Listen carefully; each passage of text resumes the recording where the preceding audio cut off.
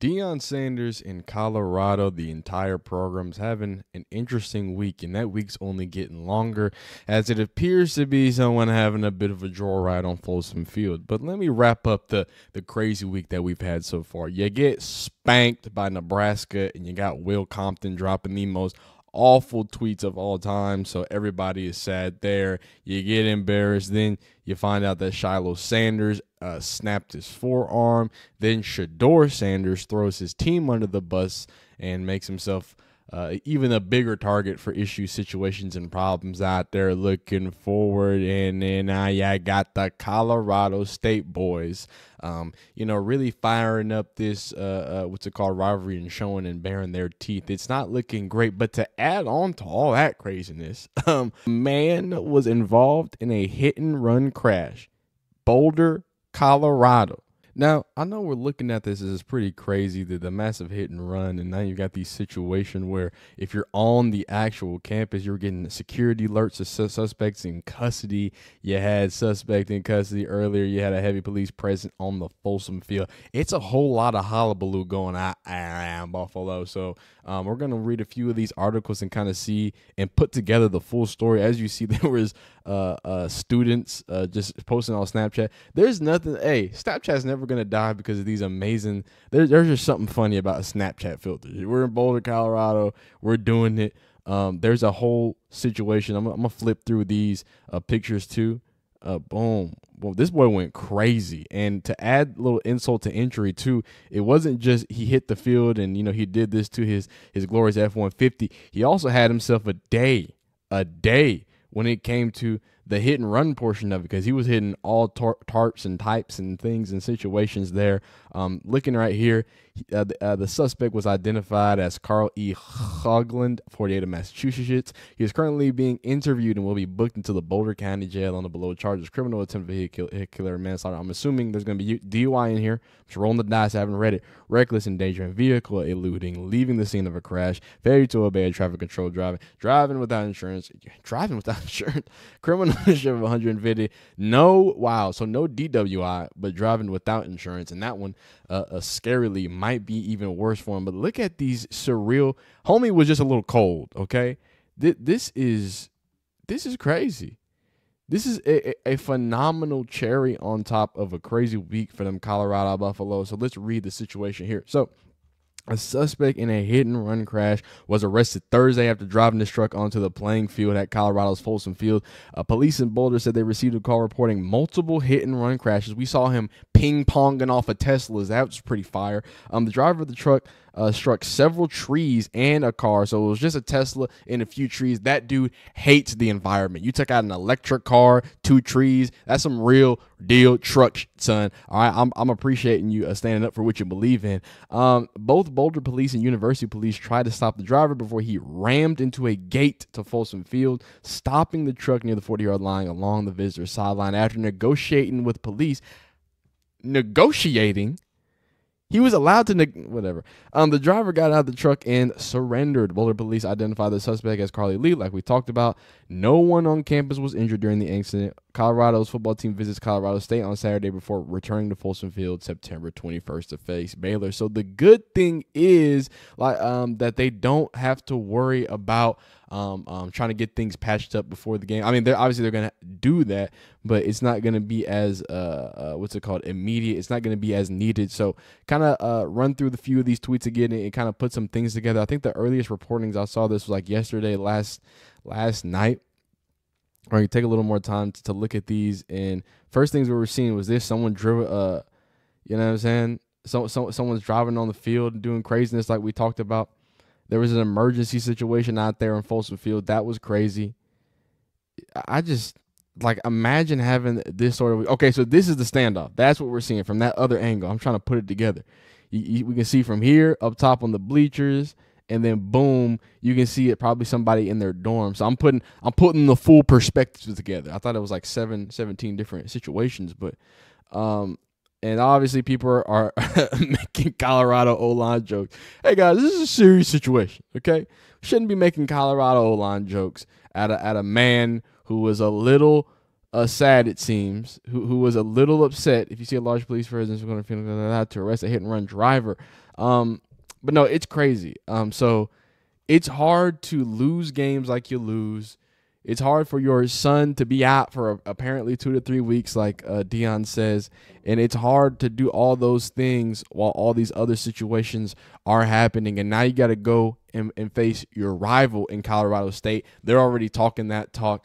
And I think they're going to give the Buffaloes a run for their money. And we're going to get into my prediction in the comments because a lot of y'all didn't like my prediction. Some of y'all like my prediction. But first, I want to talk about something. When we talk about culturalists, right? Okay.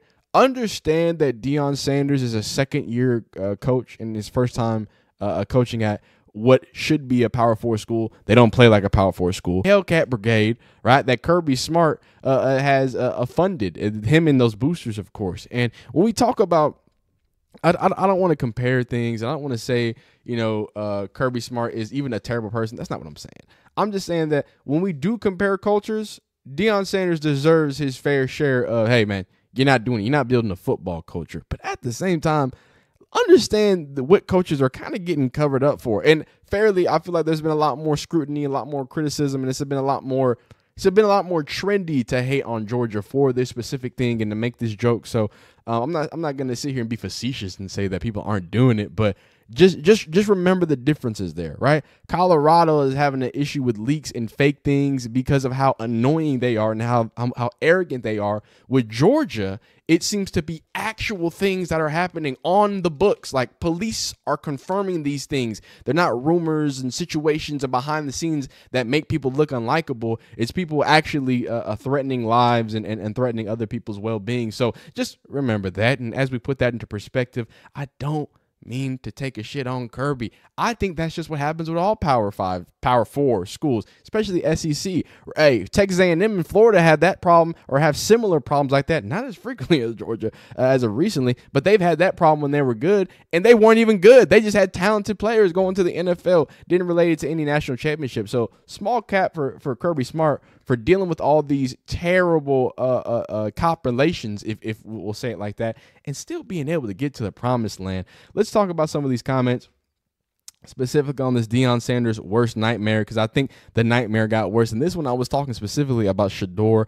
I was talking about Shiloh, and I was talking about the things and situations that, you know what I'm saying, that Deion Sanders has really put into place for his entire team. And I think the biggest takeaway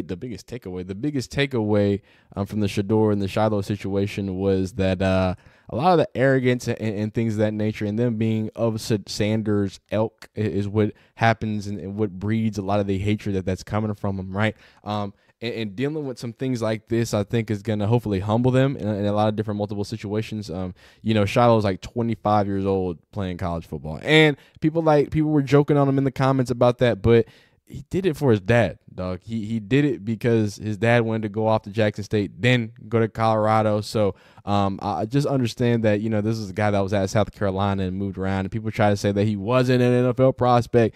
Dog, he was an NFL prospect. I'm not saying he's some top of the draft, first rounder type guy, but he's a body that can hit well and that can get the job done. So going through these comments, we'll read some of these, and I've already replied to a lot of these. Shedeur also holds the ball and runs into sacks. He's 22 years old to be throwing teammates.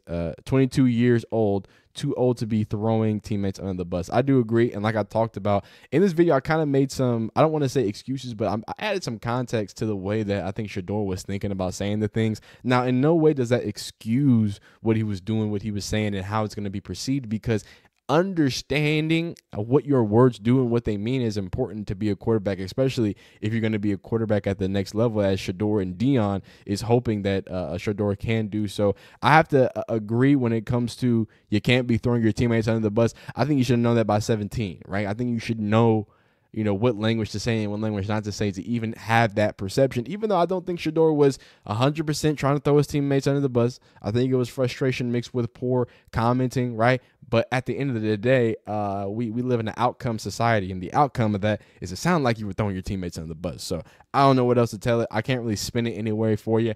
But holding onto the ball has been a problem. I want to argue that. I want to raise that because that is a big issue. I agree that's the issue with Shedeur, but I'm also going to raise you that if you looked at the North Dakota game, where he was standing up in the pocket and give it a little more time. I don't think he's holding the ball too long. We haven't seen him hold the ball too long as much this year. He does do it, and it's still one of his most fatal flaws, that in him giving up his footwork whenever the pocket starts collapsing. I think that the biggest thing is his pocket manipulation. We saw it only specifically North Dakota State, because Nebraska didn't have any time, but he was a lot more resilient. He was standing in the pocket. He was stepping up in the pocket, and that was something that I don't think he could do as much and he committed to as much. It was more of a backpedal, get up out of there. But I felt like there was a little bit more trust in that game. Again, it's North Dakota State, so what are we talking about here? But at the same time, I do agree that he holds the ball too long. I just think that the compounding when you can't trust your offensive line, when you can trust your offensive line, I think we're going to see him making more better decisions, more decisive decisions. And at the end of the day, that comes down to play calling too. We don't need to put Shedeur. If Shedeur is holding the ball too long, how about we stop having these max developing routes without max protect? How about we draw some tempo plays up for him to force Shedeur, for lack of a better word, force him into making those quick decisions, which he's decently good at. He's decently good at making those decisions, staying on tempo, and being able to take the shots when he needs to. So I think as much as we can give a lot of a negative Shedeur, and he does deserve it, we also got to look at the full scale, because football is a team sport, and it's not just a team as in teammates, but it's also almost more importantly with the coach, the scheme, and the things that the tool set that you're going to give to your quarterback. So Coach Prime dared to be great. Folks forget he was a legit candidate for the FSU job. Now, this is what I want to talk about, and this is the reason we're going to stop here, but this is one of the reasons why I'm so adamant about Deion Sanders, and I'm so pro Deion Sanders, because, and to be honest, now that we all look back at it, maybe FSU made the right decision. I don't know. And I mean, they're in a dumpster fire anyway, so they're paying for their sins. They're going to be good. But do y'all remember the rumblings of Deion Sanders becoming the FSU coach? Talk about a match made in heaven. The FSU legend, NFL legend, coming back to his alma mater and making some amazing things happen. And it seemed like it just couldn't happen. And that is why he went to JSU. He had no space. They blackballed him. They wouldn't even give him a chance to actually get a fair shot at getting that FSU job. Instead, they brought in the other peoples, the bigger names, the SEC juggernauts, this and there and otherwise. And it's only really been working out in these last few years, but I guess really 1 year, because it hasn't been great other than that. Whereas Deion Sanders has shown a relative success, and as much as people don't want to admit it, every single season has been a success, except for what it's looking like in this year. Because I mean, last year, I know you went 4-8, but you improved the record of a team that went 1-11. You tripled the admission. I got to get some stats on that, but admissions were crazy at Colorado. The popularity was crazy, and the NIL money that you were able to produce for your team. Your sons and Travis Hunter, Shedeur, and Shiloh Sanders, I think has been immaculate. Not to mention the reciprocatory effects. That's not a real word. That's not how you say it. For well-off media and Bucky and what he's got going on, man. It's a real nastiness. I was sad about that, but like I said, I think they made the right decision at the end of the day. I just didn't like the fact that Deion didn't even seem to get a fair shake. I feel like at least let him get to the table and dance and turn him down for real reasons other than what it seemed to be like, hey, we just don't, believe in you. We don't believe in a new slate with Deion Sanders. Do I think that with him having those types of resources, things could be different? Yeah, I think so. But I also think that, like Deion Sanders' Jackson State days and his high school days, they were so championed because of his lack of resources. I think that as much as I think that having more resources and being less of a mid to high, because Colorado got money.